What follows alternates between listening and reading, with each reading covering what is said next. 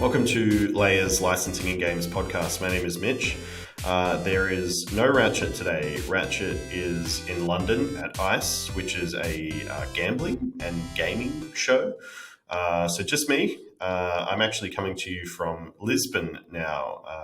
Moved over from Australia, the middle of summer, to the dead of winter, which is actually a pretty decent winter here in Lisbon. So pleasure to be joined today by a fellow European, Simonas Sturys, who is the head of marketing at Nordcurrent. Nordcurrent is one of the biggest mobile games publishers, mobile casual games publishers in the world, and they've had over 560 million downloads of their games. So today we're going to be talking about Nordcurrent, how they approach brand partnerships, focusing on their recent collaboration with fashion brand David Koma in their game Pocket Styler. So thanks for joining us, Simonas. Thank you, Michelle, for inviting, and welcome to Europe. Saying hello today from Vilnius, capital of Lithuania. So, fantastic. I can't wait to visit. Yeah, you are always welcome. Awesome. So the collaboration with David Koma in Pocket Styler seems like a no-brainer, right? You've got this mobile fashion game, you've got this fashion brand, but David Koma, it's not a name that everyone would necessarily know. It's probably a bit more niche, not as mainstream. So I'm curious how that partnership came to be and how you or Nordcurrent identified David Koma as a brand that you wanted to work with. And is that something that's driven by Nordcurrent, or were you approached by David Koma? How did that work? Okay. First of all, I have to say that Pocket Styler is quite a new game in our portfolio, and in general, we have launched Pocket Styler globally in early summer 2021. So it will be 2 years soon. We can say it's not a big name yet, both in gaming industry and especially in the fashion industry. There is still a lot to do to gain that name. But of course, we are investing into user acquisition, and we are gaining a lot of organic audience, and we have collected a great group of power players, of fans. So it has been a success. But when we are talking about collaborations, we have started to approach brands and start to get into conversations late last summer. And David Koma was one of the possible fits. As a new game, we decided not to target the big brands like Gucci or Prada. In the beginning, naturally, it would take a long time. Big organizations, it's difficult to get them into a deal, especially with an unknown company. And very often, games is unknown area for many fashion brands yet. So we selected a list of growing, fresh designers, fashion brands that have established e-commerce, because e-commerce is one of the part of our collaboration. And so we selected around 100 brands, which we decided to approach little by little. And David Koma, it has very nice items that have special shapes. Colors is very creative, so we thought this would be a great items for our players that also influenced our wish to get David Koma on the game. Mm-hmm. So we contacted them, and we had some meetings, and David Koma liked the idea, and that's how it went. Interesting. So a list of 100 is quite a significant list of fashion brands that you wanted to work with.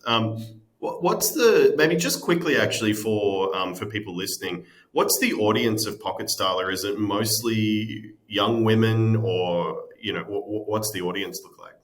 Yes, surprisingly, audience it is spread widely by the age, but more than 50% are women which are above 35 years old. So Okay. it's a mature audience. There is of course some younger players, but if we look into fans, into Facebook communication in the fans group, it's obviously that mature women from all over the world are really engaged and really like the game. So they are the Hmm. most active players. And And also I think it's a good fit for the fashion brands because very often those more mature women audience is more likely to pay for expensive designer clothes. sure, yeah, makes a ton of sense. And for me, um, I'm not into fashion by any stretch of the imagination. So I'm kind of yeah fitting this all together, and it makes sense, right? I think there would be it seems as though there would be a natural alignment between that audience and David Koma and their brand. So that's kind of my next question is like one of the challenges partnering with an IP and something that we hear from both IP owners, brand owners, but also game developers is making sure that there's a good fit between the brand and the game. What was the process for ensuring that David Koma was the right fit for your players and your audience? Yeah, absolutely. Fit between the brand and the game is very important. Players notice it, and Focus Styler is a bit different from other fashion and style games. There are quite many, and some of them are built for children with childish models and some gamification meant more attractive to younger audience. Our game is built for more mature audience, and environment shapes how items are built. This 3D feel it is special for Pocket Styler, and then it's important to understand the audience. Actually, the brand partnership manager, before she got this role, she was a community manager for Pocket Styler. So she spent uh, first year of Pocket Styler communicating with audience. So she has very good feel, not only numbers and data, but she is insider of the audience. So she feels very well what players will like, what combinations of clothes, what questions do they ask, and so on. So then it was easy to work with designer as David Koma, preparing for this collaboration campaign, because we could predict what might work well and which items would players would adore more, and which items maybe we should keep aside of the collection. And like, did you run, I guess, surveys or anything like in the game with players to kind of narrow down that list of brands to things that they were interested in, or like how did you kind of quantify that interest or that fit? Oh, for this stage, we are not trying to quantify much. First of all, we avoid surveys because of the technical reasons. We don't Hmm. want to. We try to disturb players as little as possible, so they would enjoy the game. If you are engaged in the game, you want less advertising, less interruptions that are not connected to your game experience. So that's, and if we can take decisions without this, then we feel fine. And I think in this stage we are, and anyway we are in experimenting field. The game is new. It's our first collaboration. Actually, it's our second collaboration. The first one was experiment with a Lithuanian designer in September. Yes. Okay, so interesting. yeah, before we can generalize and see and really be sure how the brand partnership model should really work in the best way, I think we have to make 8 or 10 partnerships and Hmm. base our decision on historical data. Very often asking, it's easy to ask, and players very often answering just to choose something. And then also, yeah, we are using actually Facebook and our community to ask opinions, but it's more like more like engagement and finding out the trend. It's not the data that we could trust completely to base our decisions upon. Yeah, it's interesting. I think it's a smart approach, right? Is like make a lot of small bets first about something, which is it's a very mobile game developer way of approaching the problem as well. It's kind of very small builds and testing things and seeing the kind of effect that they have. So interesting approach, and I guess over time that will mature as well. So with the collaboration, it's interesting as well because there's a lot of moving parts. Like it's they launched I think it was their 2023 summer resort collection at the same time. So you launched it in the game as well as in real life. How did the teams, how do you work together to make sure that's a successful launch, both in the game and then in the real world as well? Like what did that look like, and who was involved? Yes. So to be precise, David Koma has launched or presented its collection in the fashion shows in summer 2023. And November 28th was the date when David Koma launched their collection in the eShop. So it became available for customers to buy items. Before that time, customers were waiting for items to arrive to eShop. And we launched David Koma in Focus Tyler at the same date, November 28th. So that was done on purpose because the collaboration principle is that David Koma items arrive as a new collection in Focus Tyler, and players can try it out. They can have this game experience with David Koma items, and then when they click on the item, they can go to the David Koma eShop and acquire the item, buy the item if they wish to.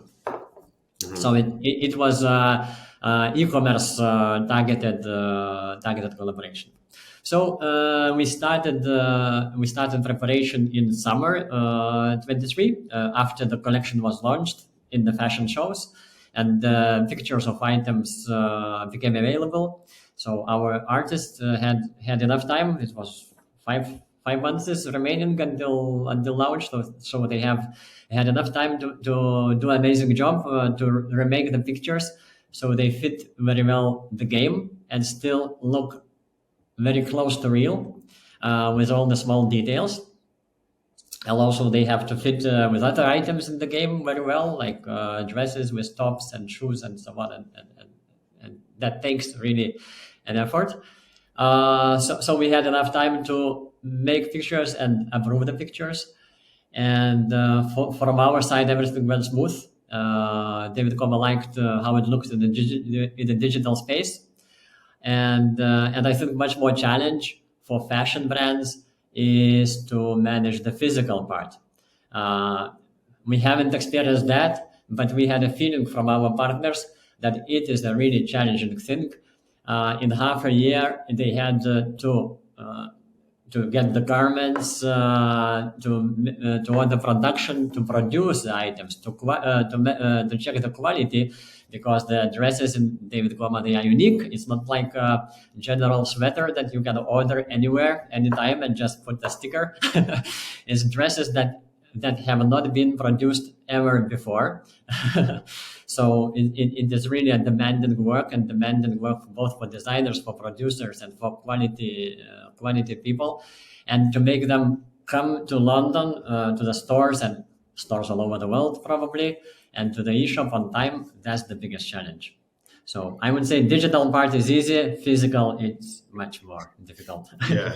So for Nordcurrent, really easy, but for David Koma, not so.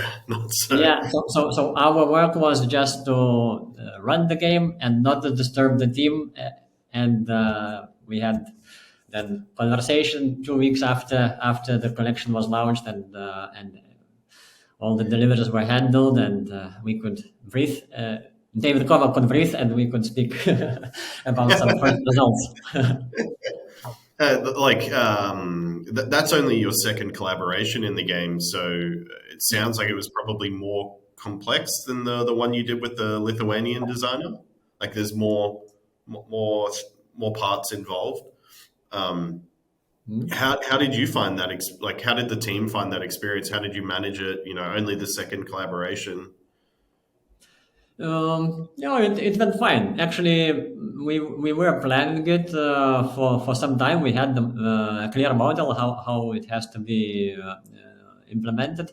And yes, as mentioned, the first collaboration we did with a Lithuanian designer, Agne Kuzmiskaitė. Is a local designer, so we agreed that it will be experiment. And to start bigger, we need to experiment to really tailor the process. And she agreed to collaborate, and it was easy because she is in Vilnius and we are in Vilnius, so we could meet physically and solve all the questions in any way we wanted. So this really helped, and I think it's a good model for any new game. When starting to work with collaboration, start with very small, with something local, which makes it easy to implement. Then there is less risks when we go to the bigger brands, and where the reputation is very important, and the risk of failure are more painful. It's I think that's really good advice. Start small and break things and find out what the risks are, and which teams need to work together to do what. And that's a smart way of approaching it. That model, I guess we've seen more with fashion, collaborations in games, particularly in like Web3 and metaverse games. We see a lot of fashion brands doing launching a new collection or a new item or whatever it is, doing it in collaboration with a game. How much do you see that model being a part of the fashion industry, the gaming industry moving forward? Yes, I think we are still in the beginning, in the very beginning of digital fashion era.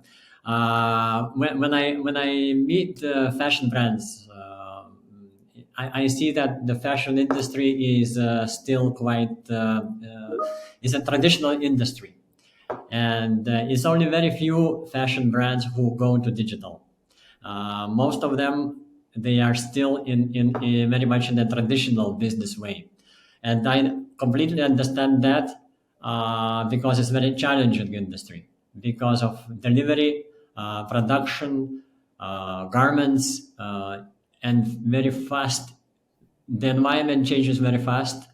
Fashion changes fast, and producers, they have to get on time with that, but they have to deliver physical things. So I think just many medium or smaller companies of fashion industries, they just don't have time to look behind the hill, and they just need to push now to survive because competition is tremendous as well. So, but looking into the digital fashion, I think there is unlimited possibilities. Just because in a digital world, Newton laws and table of chemical elements doesn't matter. I mean, any creativity is unlimited. And designers can rethink how they create and what's important for the good design compared to physical world. Also, designers can deliver their creations, their products much faster than in the physical world. No need to wait for half a year until the products are produced. So, on the other hand, the generation of digital natives, for them, digital identity becomes as important as physical identity. Sometimes I observe my small relatives, young relatives who play Roblox, and how much digital identity matters to them. So one day, quite soon, they will grow up and they will be ready to consume this digital fashion, and not only consume but also pay for really prominent products of digital fashion. So I think there is a future, and it will come sooner than we think. Mm-hmm. Yeah, I think you're right. It is already happening, and I think it will come a lot sooner than people think. There seems to be like a few kind of experiments, things that you might like classify as, I guess, like fads, doing NFT drops and that type of thing. But I think, we're starting to see like the bigger brands work it out and have teams actually, dedicated to working in gaming. So really interesting to see how that space develops. Just quickly on David Koma before we move on to, I guess, the space more broadly and what you're doing at Nordcurrent. What's the result been for Pocket Starler as a result of that collaboration? Like, what effect has it had on in-game metrics, UA, retention, that type of thing? Mm-hmm. Yes. In Pocket Starler, we have, depending on the months, from 1 to 1.5 million monthly active users. So for David Koma, is a really big audience for a niche designer. So which have engaged with the clothes, and they have experienced the fit of his new collection, and shared and they can share their outfits with other players. So it's both big audience, and it is a deep engagement with the items, we can say. And very concretely, the collection generated 100,000 traffic to their e-commerce, which is, I will not tell exact numbers, but it is a really significant increase compared to their traditional campaigns. So they were really happy about it. And since collection and the items remain in the game until we decide both to keep them, so the traffic continues, and it's now around 4,000 per day. 4,000 players who visit real items in David Koma website per day. So that's the results, which both David Koma and we are very happy. And for us, for the game, the effect on target audience was very good. I cannot disclose numbers, but it was in times better revenues and expenditures in gems than usual collection. So having brands, not just brands, but really expressive brands, high quality brands, makes sense for Pocket Starler. That's our experience. So yeah. And also a lot of feedback in Facebook, players engaged and posting pictures with comparing game style with red carpet celebrities wearing David Koma in some I don't know, Grammy Awards or whatever, wherever they wear it. So it was really a lot of posts and a lot of buzz in our social media about it, user generated. That's great. Yeah, sounds like it's been a huge success for both sides then. So that's really cool to hear that early on, what's kind of an experiment as well is, proven to be successful, I guess. Just really quickly, what do you think your biggest takeaways would be from like why it's been a success? Do you think it was the alignment between the audience? Do you think it was the way it was delivered? What do you think are like, the one or two to three sort of key factors that made it a success? Yeah, I think in this exact case, of course, it will depend on the situation, on the game, and so on. In this case, was a very good fit of David Koma exactly products with the style of the game, with the rest of our items. So very good product fit. I think it's important in any case, and mm, and I think attitude of both parties. It was very easy to make this collaboration. That's why it happened from the first call to implementation. Was it 5 months? I would say, yeah, around 5 months. Yes, July to November. So Which is quite quick for yes, something of this scale. Like, yes, yeah. Usually, very often, negotiations about contracts and convincing management teams and so on. It takes time. mm, Sometimes around a year it could take. But it's when both sides are willing to experiment and are open for some controlled risk. We thought about risks, about reputation risk, and we have prepared for some actions. What would happen if the players don't like it, and so on and stuff like that. So so you need to think about risk and talk openly about it. So yeah, yeah, but it's I think perfect fit is the most important. Yeah. I think it's a really good point about just IP brand collaborations in general, and it's hard to quantify. People look at like the size of the audience of the brand, or the fit between how many people use that brand and play our game. But one of the things we see and hear from developers and brands is the strategic fit, or the kind of relationship between the two parties is like, sometimes is the most important thing, is the attitude, as you said, the willingness to collaborate and want to create something that's different. So I think that's a really good point, and something that, yeah, a lot of developers should pay attention to. Yeah. Okay, cool. So I wanted to talk about the space more broadly. Mhm. Like I said before, starting to see more of these collaborations with fashion brands in games. At the moment, though, it does seem a little bit more skewed towards like Web3 and blockchain games, NFTs, this type of thing. So, what are some of the opportunities that you see for both game developers, studios, and also brands that are kind of just emerging, or people haven't realized the full potential of them yet?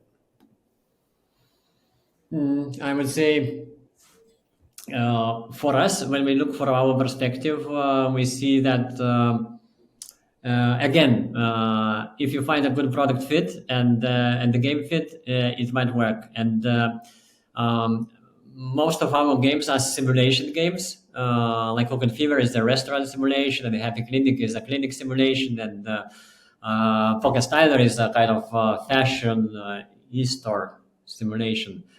Then it is easier to implement brands and make them look like a real part of the game. So it's not like I don't know, like a screen or outdoor advertisement in the racing game where you put the advertisement and it's I don't know, some brand, Gillette, for example. So it's also a way of collaboration, but it's less engaging and less tightly professionally connected. So I think those collaborations which fit the game area, the game industry, the industry that is simulated in the game, it makes more sense. Mm-hmm, In mm-hmm. Cook and Fever, we have built a restaurant, a Hell's Kitchen, or FC Barcelona sports bar, and then it looks like a sports bar, more or less. And it has Right. some elements of a real sports bar and elements of real football club.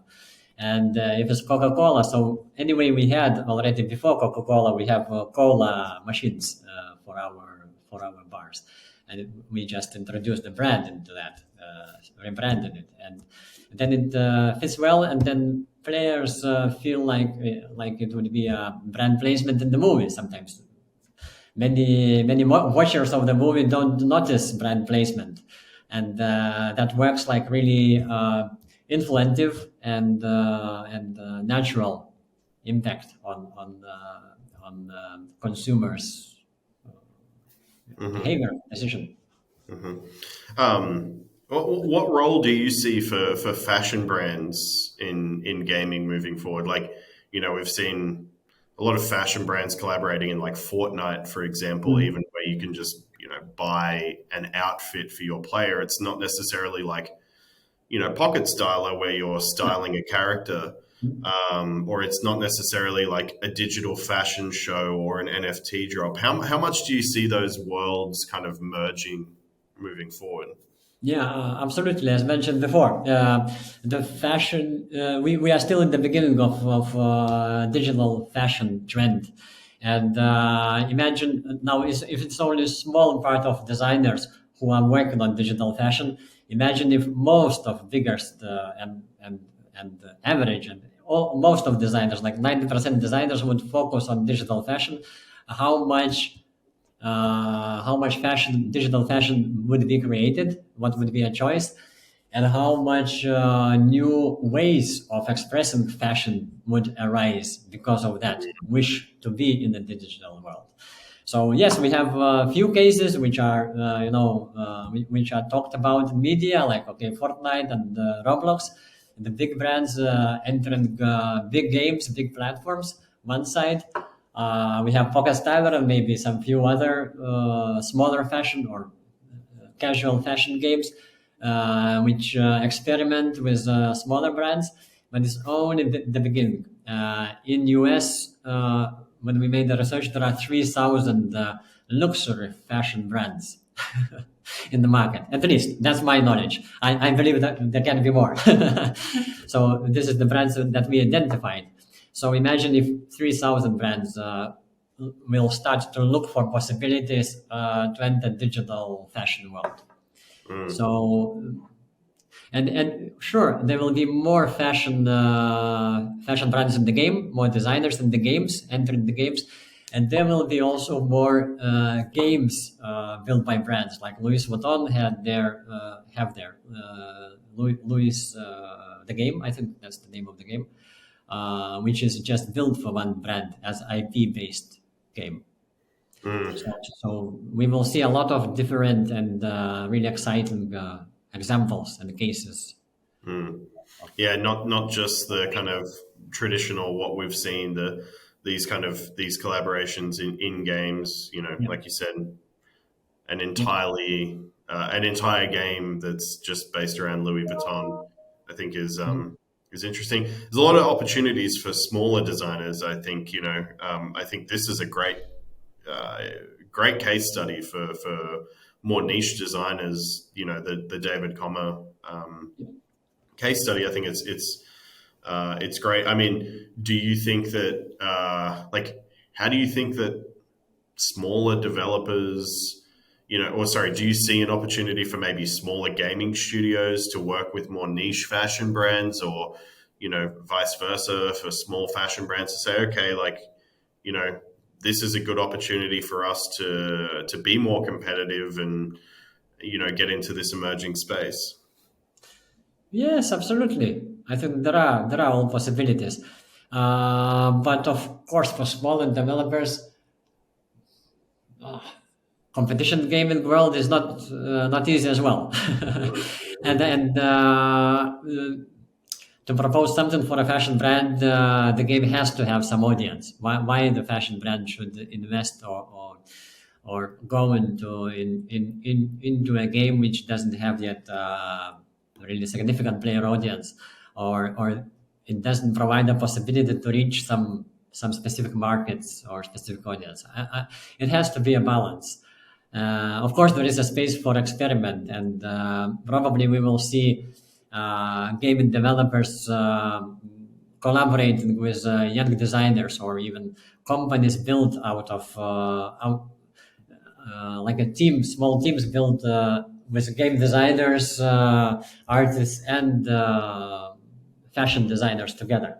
And we haven't seen such cases in game jams yet. I don't know, but it might appear that And maybe it makes sense to start a gaming business with a fashion designer in the team, because in any game you need most often the games have characters, and characters have to be designed. Right, right. Yeah, interesting. That's an interesting perspective. I hadn't thought about it like that, but yeah, makes a ton of sense. Okay, so wanted to talk about Nordcurrent, more broadly, and what you guys are doing in the brand space. I think it's interesting when you look at the catalog of games that you have. You haven't actually created any IP based titles. Everything you've done has been, a collaboration in an existing game. Was that a conscious decision? Yes, it was. Our first games, 101 and 1, was published in 2010, and Cooking Fever 2014. That was the times of easy user acquisition. So with a well done game, it was and right targeted investment into target audiences. It was economically more effective, more efficient to acquire quite large user base compared to use some famous IP and build the growth based on that. But now times are changing, and due to privacy policy from Apple and Google and other platforms, it becomes more expensive and less efficient for a new titles to get noticed and to be promoted and to get users. So and I have I've heard and read that there are more and more new games who really succeed and get to the tops on revenues. They are based on IPs more often than before. So if there was a question of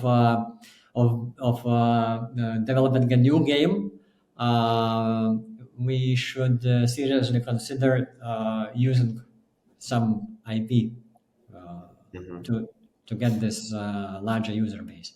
But since we started in early 10s, and we succeeded to develop 5 games, and now we are building on the same model with Pocket Styler and Happy Clinic, then our model is that we first build the audience that could be attractive for bigger brands. The bigger audience we build, the bigger brand we can approach with some interesting offer. Because global brands, they are interested in audiences. Yes, they are interested also in engagement, in showing features of the product, and that we can deliver in our games. So that was our strategy, and similar strategy had Fortnite and Roblox and other big games. When they have audience to offer, they can get the brands inside. And yes, and then getting brands like Barcelona or Hell's Kitchen or Hard Rock Cafe into our game, that helps to boost the growth further, no question. So yeah, so it sounds like UA has is a big reason for wanting to work with brands in games. Like I guess we hear that a lot since IDFA, all the changes to Apple's privacy, all that sort of stuff. It's interesting to hear it from a bigger studio, someone who has experience working with brands now. Has that had a material effect on UA for Nordcurrent? You working with brands in games? I know you can't talk about specific numbers or anything, but yeah. Yes, of course. It had an effect on user acquisition. For example, very simply, if we have a brand, if we can promote our game together with a brand, with a famous brand, the name that users connect themselves with or had some relations, or they preferred that brand. So it's easier to motivate them to download the game and try to see and engage that brand in the game, which makes them quite a good fun and interesting experience. Another thing is user retention or user revenues from user. The brand that they recognize, that they prefer, and they experience it in a good way, and they receive good emotions. Uh, they spend more time in the game, and of course that affects all the in-game performance numbers. Yep. And like, what do you think some of the benefits are of wanting to just collaborate with brands in games as opposed to, creating an entirely new title around an IP? Sorry, can you? What are some of the benefits of your model of, we create a game, we build an audience, and then we work with the brand Yeah. versus someone who creates an entirely new title based out of IP? What are some of the benefits? Yeah. So as mentioned, first of all is that we built a value which we can double or add value with another brand, and then our needed contribution is less. So the brand is willing to partner instead of willing to get a fee for IP. So we can leverage our proposals and be like similar level in negotiations about whose contribution should be monetizable or which should be like equal partnership, non-monetized partnership. And another benefit is. I mentioned that players are more engaged, and we get this better in-game figures and numbers. So yeah, you can see so. And what about the speed of the integration? Was that a reason that you wanted to focus on just partnering with brands versus building an entirely new game? Like, we often hear that as a reason for people wanting to do more in-game integrations is, it takes less time, it takes less resources, but you still get the benefit. So was that a reason for wanting to work in that model as well? Speed as well. Of course, our integration that we made until now, David Koma or the brands in the Cook and Fever, they require time because they are deep integrations. It's a full experience integrations, where the brand is a part of the game. It's not like just a logo somewhere in the screen or in the restaurant. It's really look and feel of experience with all the dishes. And even customers similar to adopted to Hard Rock Cafe, for example. But one reason that I now remember to mention is that we are more free, more flexible when we have all IP, and then we are flexible to invite brands from different areas compared to if it was one IP based game, then we should always agree with that IP, which other brands can be invited. And of course, no way we could invite any competitor of this IP, or probably it could be so limited that we couldn't expand this brand partnership to any other brands. So in our case we are very free, and and in Cook and Fever we had several restaurants. They are not competing perhaps directly, but still they are restaurant brands. But since they were in the different time, campaigns were run in a different time, so no brand had any problem with that. So we can easily invite any food brands or kitchen equipment brands or drinks or restaurant chains, and if we agree about the campaign planning, it can work well forever without any limitations. So Yeah, that's like with Cooking Fever, you know, if you made Coke Cooking Fever, you couldn't work with Pepsi, right? But if you make not at the Cooking same Fever, time. But yeah, since contract is over now, we could easily do. exactly, yeah. I think that makes a ton of sense. Yeah. So with Nordcurrent's games, you don't work with brands in every game. You know, it's been kind of a select number of your games that you do work with brands. So how do you determine which of those games are the best fit for a brand collaboration? What are the processes behind the scenes that drive those decisions? Mhm. As I mentioned, most of our games are based on simulation of some environment, which is kind of similar to real world. Either it's restaurant, a clinic, or an airline. And then almost in each game, we have ideas that some brands can fit well. For example, airplane chefs, it's good for airlines. We could make an airport, which is based on a specific airline, or make a flight which looks like some specific airline flight. And in Happy Clinic, we could find a place for health products, wearables, or even massage chairs and many different stuff. Even Murder in the Alps, since it happens in Switzerland, in Alps, we could maybe connect to some I don't know, Swiss watches or Swiss chocolate. So there is no limit for ideas and fantasy, but we look for into areas which are most easily fit the best. And so we discuss with colleagues, and when we raise some idea, we just discuss how we could do and what can be potential brands. So we make a short list for each possibility of real brands.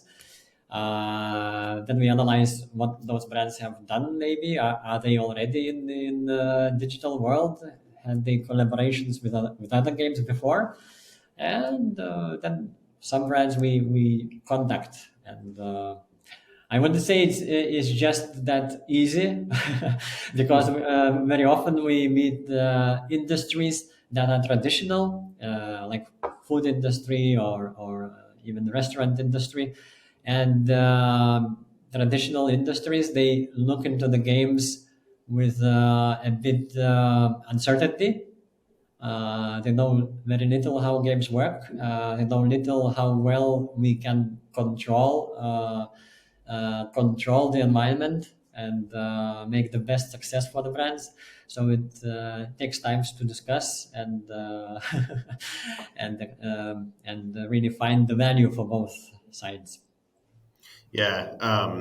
How do you do that when they don't understand the gaming industry? Like, you can't just use you can't use metrics from the game and say, you know, we have 1 million monthly active users. They go, is that good? Is that bad? Like, how have you dealt with Oh, numbers and data is one part of this, of course. When we talk to marketing people of the brands of the producers, it's the data is important. Otherwise, there is even more uncertainty for them. So one way to present the game is to present as a new media channel, just like television. And games is kind of it is entertainment media, just that it is interactive, and it's a fact that people around the world, they spend less time on television and more time on games. But it's anyway a screen. It's visual. It's entertainment. It's free time from work or from other activities. So it's just a different media. So, and then can talk about numbers and reach and engagement and traffic to some e-commerce channels and so on. Another thing is to build relations, to build trust. And when brands and traditional industries, they don't know much about gaming industries, and they don't know any names in the gaming industry that they trust. So it looks like a dark cloud full of some producers, players, something unknown. It takes time to build relations and to build a dialogue and to build trust. Mm-hmm. So that's another thing which is important. That's good advice. Good advice. I guess just quickly to wrap that up. So it sounds like the process for you when you're thinking about games that you want to bring brands into is actually quite a creative process. It's more of a you're not like looking at data and it's very much hey, we think that this game is a good fit for brands. What are some brands we could work with? And it's very much like a team creative process. Absolutely. For now, it is like this, and I think it's the right way to go on until we really have enough samples of cases that we could do some analysis and meta-analysis for that. Mm-hmm. Mm-hmm. Okay. Of course, we analyze each case and we make cases after each collaboration. What can be what was done right, what was successes, and what was done wrong, or what can be improved next time, and we improve it next time. Mm-hmm. Okay, so I know we're kind of coming up to time, so I just want to wrap up by sort of talking about your approach to the space moving forward. It sounds like you're actually investing a lot in the team there, and how you approach brand partnerships in games. So, I guess the fit between casual games, hyper casual games, brands, makes a ton of sense. Is this a space that you're going to invest in more and focus on more at Nordcurrent moving forward, bringing brands into games? Is it something that you want to do more of? Yes, absolutely. This is part of our strategy. We see that makes effect, and all the reasons we talked before, changing internet environment and access to new users, limitations in user acquisition, that kind of pushes us or proves that this direction is necessary. But also we do that not just because it's necessary, but it's because also it's fun for players. It makes our games, which are simulation games, closer to reality. It's a possibility for players to experience the brand, find new features, and also for the brands to show the features that maybe players don't know yet about the product. And it's a very easy way to show it. So I think there is benefit, and there is a lot of satisfaction for players, for us as developers, to build more interesting games, and also for the brands to experience new channels and a new way to communicate with audiences. Awesome. Great answer. I love to hear it. Okay, cool. Well, super interesting discussion. Great to get your perspective on fashion in games and what you're doing at Nordcurrent. So really appreciate the time today. Thanks for coming on. Yeah, thanks, Mitchell, for inviting me. It was really a pleasure. Absolutely. Okay. Thanks, Simonas. Yep. Take care. Thanks. Bye. Yep. Bye-bye. Thanks for watching the Licensing and Games video series. For more content like this, subscribe to our channel or check us out at layerlicensing.com.